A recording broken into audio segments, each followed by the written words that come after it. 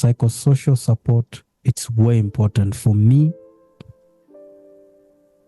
I didn't have any. Why do you think I go hard when it comes to hyperhidrosis awareness? Is because there was no one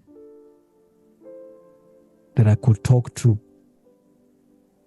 I was surrounded by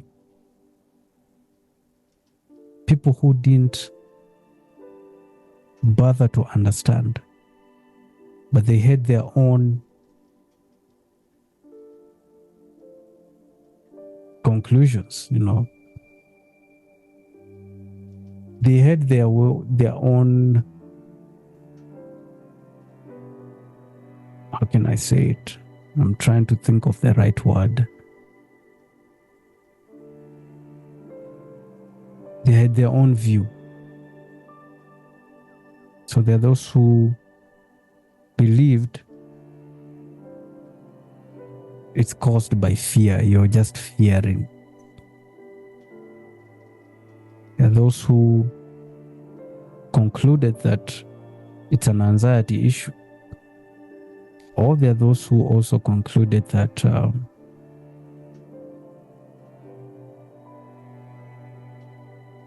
it's nothing. It's just him. That is, hiyo ni shida yake. It's its own problem. His own problem. And so you have to carry life through with no one to talk to you. Because again, who did I have that I could talk to, that would listen, to understand? I had no one. I was made fun of, beaten like a snake in school.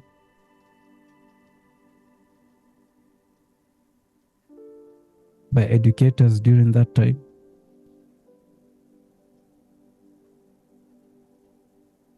The days when I'll shake someone's hand and they will just take their handkerchief and wipe the sweat off their hands.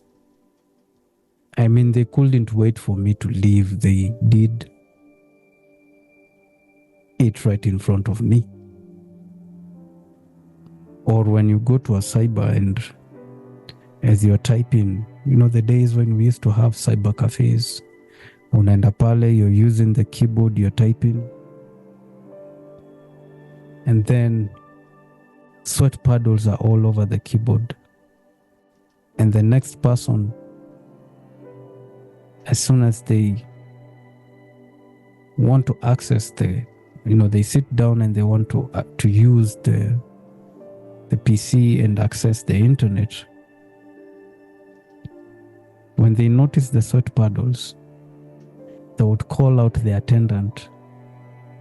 They will just call the attendant and demand that they should change the keyboard or clean it or do something. I get it. I mean, who would want to sit on a chair, you know, the seats, the leather seats that a previous person had sat on, and they left a whole moist print of their backside. No one. As a matter of fact, they will demand that seat be why am I losing words today?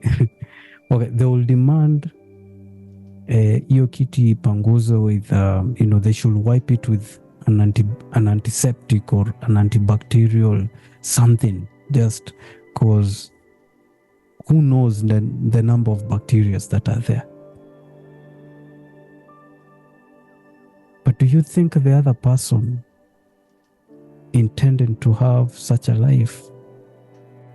It wasn't the intent.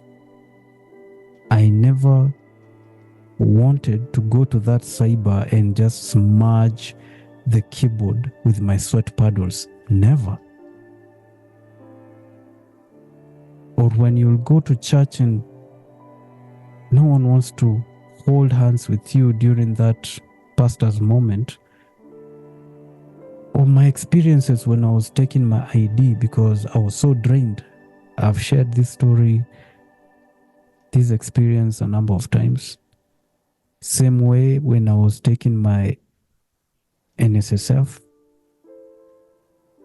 because they require biometric, or rather finger. During that time, there were no biometric capture. It wasn't digitized. It was the old traditional way. It was hell. And the person who was taking my prints when I was taking my ID, he was so disappointed. He kept yelling, I'm wasting his time. He's running out of patience. And my mom wasn't making it any easier. Because for her, she was there telling me, why are you tensing? Stop tensing. It wasn't about tensing. Like I said, I don't blame her. I never have and never will. Excuse me. But do you understand? I had no one. And then I started asking myself,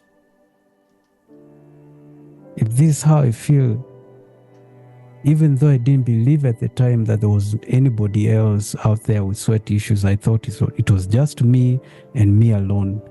But when I started doing my research, I could only see unfamiliar faces. I saw a lot of white people with sweat issues.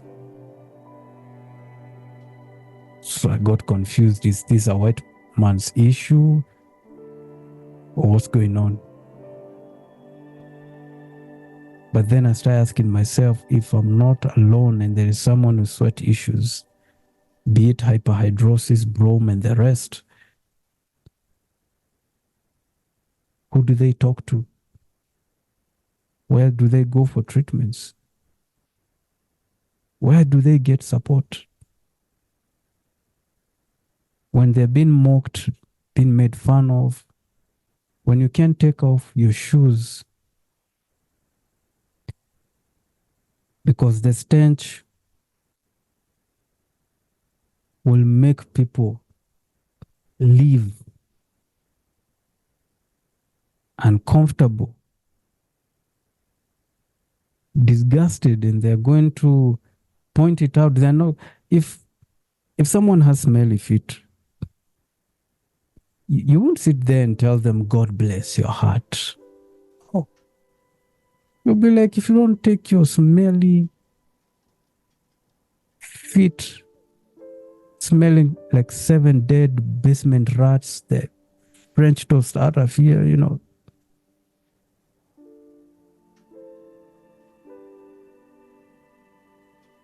So who do they talk to? I had no one. So I thought to myself, if I use my experiences and my story, if I'm going to encourage 2 people, and that those 2 will be inspired to change the trajectory and create a paradigm shift in their lives and sought after sweat treatments, then it's a win. I will live to be thankful that my story inspired someone else. Who knew that 6 years later that so many people have been transformed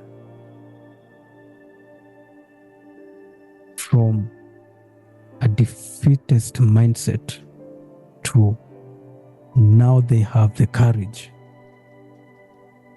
people who had given up, but now they have the courage. Right now, if I hear anyone say that they have no support, they don't know where to go, they don't know what to do, and there is HAK, there is no excuse.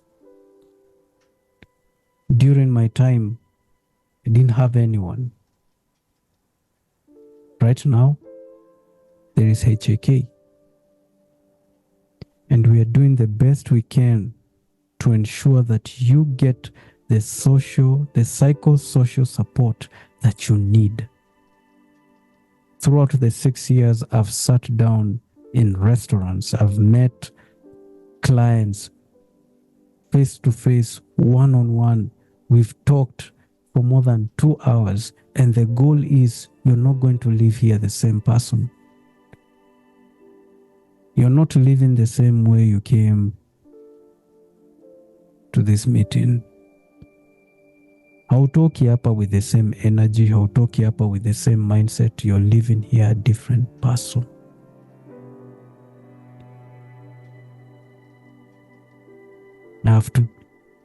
My purpose,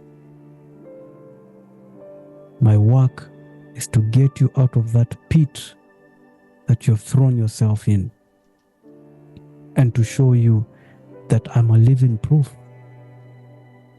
Yes, I had a hard time. The most challenging ever.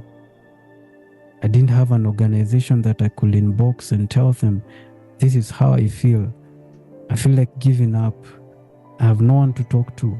I didn't have an organization, an individual that I could open up to, because they never understood me.